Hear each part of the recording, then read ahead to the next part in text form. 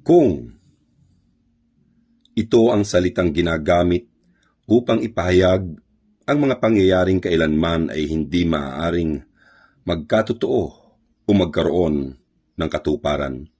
Ito ay katumbas ng isang panalangin.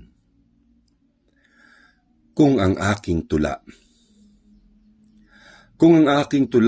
ay makatitibag ng bahay na ginto noong mga sukab na sa aking bansa ay bumabagabag, ay tutula ako maghapot magdamag.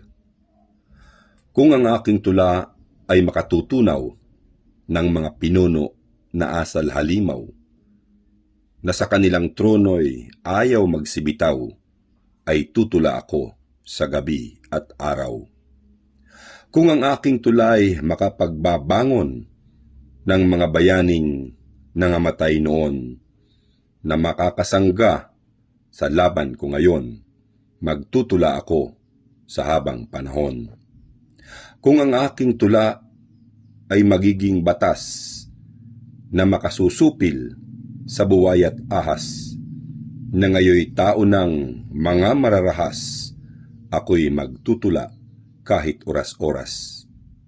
Kung ang aking tulay makabubulabog sa mga demonyong grabing makabilog ng ulo ng mga taong nababahog, magtutula ako kahit natutulog.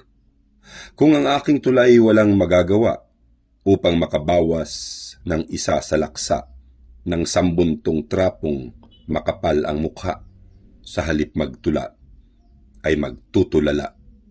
Dahil ano kaya ang silbi sa akin ng mga tula kong Diyos ang may bilin, kung di rin lang naman nito magigising ang manhid na puso't tulog na damdamin.